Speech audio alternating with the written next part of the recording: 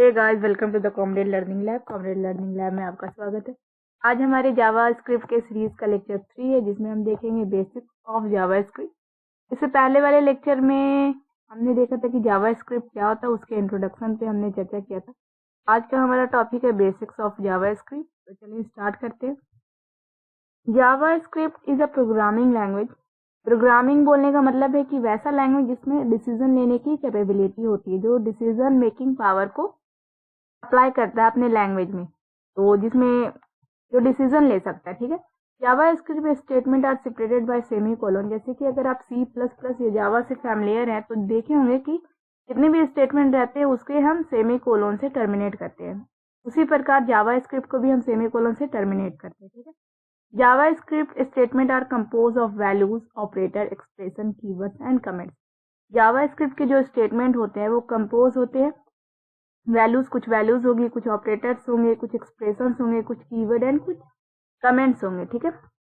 जावा script literals के बारे में देखते हैं। आप ऐसा मान लीजिए, लिटरल्स बोले तो constant fix value that can not be change during the execution of programme.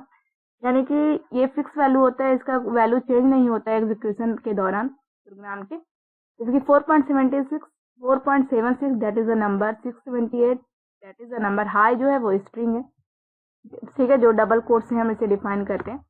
Java script variable के बारे में अगर हम बात करें, variable are use to store data values. यानी कि वेरिएबल का काम क्या होता है, डेटा वैल्यूज को स्टोर करता है। यानी कि मेमोरी में एक जगह का नाम है वेरिएबल, हम अगर डिफाइन करते हैं एक जगह का नाम है जो कि हमारे वैल्यू को क्या करता है, वहां स्टोर करता है तब तक जब तक प्रोग्राम एंड ना हो जाए।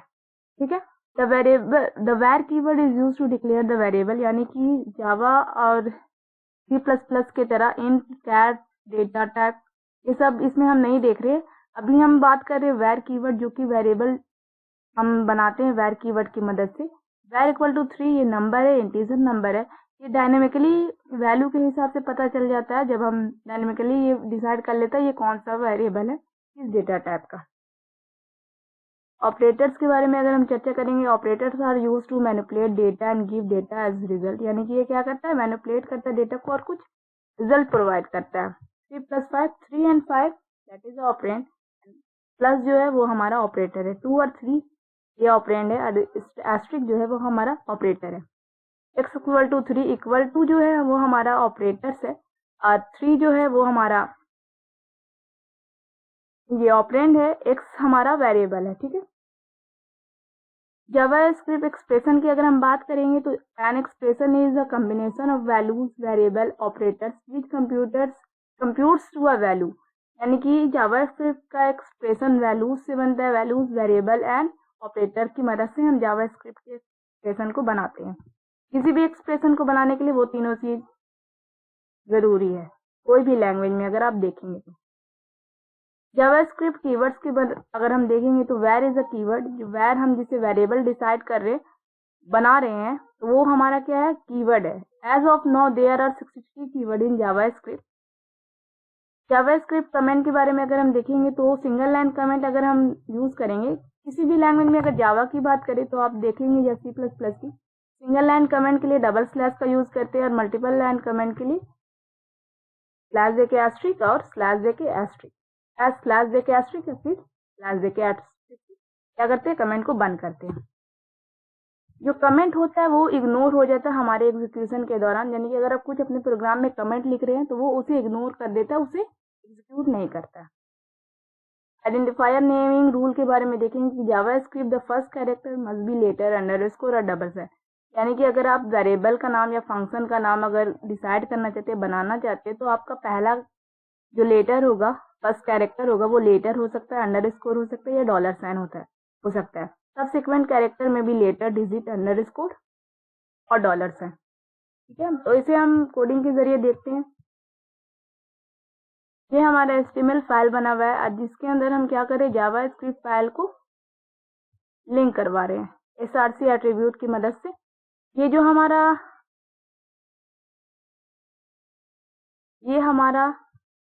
लाइन को हमने इग्नोर किया है कमेंट लाइन के थ्रू, कमेंट देके। HTML में कमेंट इस तरीके से दिया जाता है,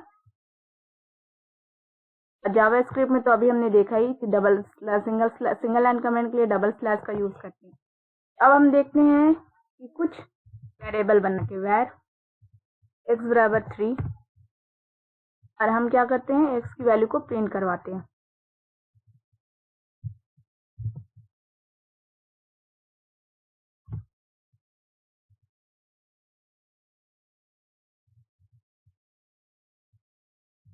जब हम किसी भी स्टेटमेंट को बंद करना है तो सेमी कोलन से क्या करेंगे, अभी हमने अपने स्लाइड में देखा, टर्मिनेट करेंगे सेमी कोलन की मदद से, ठीक है, दूसरे लैंग्वेज की तरह। जैसे कि अब हम x की वैल्यू को अगर हम प्रिंट कराना है तो x plus x equal to, ये हमारा x इक्वल टू जो डबल कोट्स में ये हमारा स्ट्रिंग है, ये हमारा वेरिएबल का नाम है जो कि हमने प्लस ऑपरेटर की मदद से क्या करा रहे हैं, कॉन्कैटिनेट करा रहे हैं। इसका मतलब होता है कि अगर ये ऑपरेटर के पहले कोई स्ट्रिंग होगा, इसके बाद कोई वैल्यू होगा, वो क्या करेगा, स्ट्रिंग के आगे वो वैल्यू को क्या कर देगा, ऐड कर देगा, जोड़ देगा।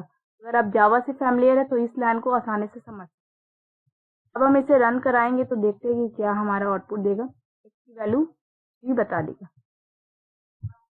x इक्वल टू 3, ठीक है। अगर हम इसमें कोई वैल्यू ना डालें तो क्या दिखाएगा, देखते हैं। अगर हम x में कोई वैल्यू ना डालते हैं तो जावास्क्रिप्ट अनडिफाइंड दे देता है डायनेमिकली, ठीक है। अगर हम इसमें x की वैल्यू कुछ नहीं देके दूसरा वेरिएबल बनाते हैं, x इक्वल टू, अगर हम x बनाते हैं और उसको इससे कुछ ऑपरेशन परफॉर्म करते हैं ऑपरेटर की मदद से, तो देखते हैं इसका रिजल्ट क्या देता है, ठीक है। नॉट अ नंबर, यानी कि x में कुछ वैल्यू ही नहीं है तो ये किस पे ऑपरेशन परफॉर्म करेगा, ये जो हमारा वेरिएबल है हमारा खाली है, इसलिए बता रहा है नॉट ऑपरेटेड। बट अगर हम इसमें कुछ वैल्यू डाल देंगे, इसकी वैल्यू को क्या करेगी, वो प्रिंट करा देगी। 5 × 5 25, ठीक है। कुछ स्ट्रिंग भी आप दे सकते हैं, वैर इस बराबर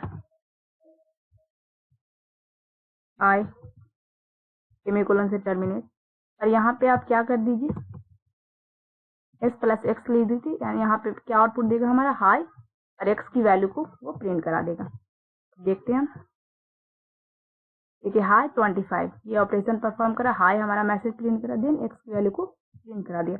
बट अगर हम ये s वेरिएबल में हम 4 असाइन कर दे या 3 असाइन कर दे तो ये क्या होगा, ये रिप्लेस हो जाएगा। अब s की वैल्यू जो हाई है वो हट के s की वैल्यू 3 में बदल जाएगी। जावास्क्रिप्ट में यही एक कॉन्सेप्ट है, आप एक नाम के वेरिएबल को दोबारा से डिफाइन कर सकते हैं, उसकी वैल्यू को क्या होगी, चेंजेस हो जाएगी। अब हम इसे देखते हैं अगर हमारा आउटपुट क्या दिखाता है, तो 25 प्लस 3 28।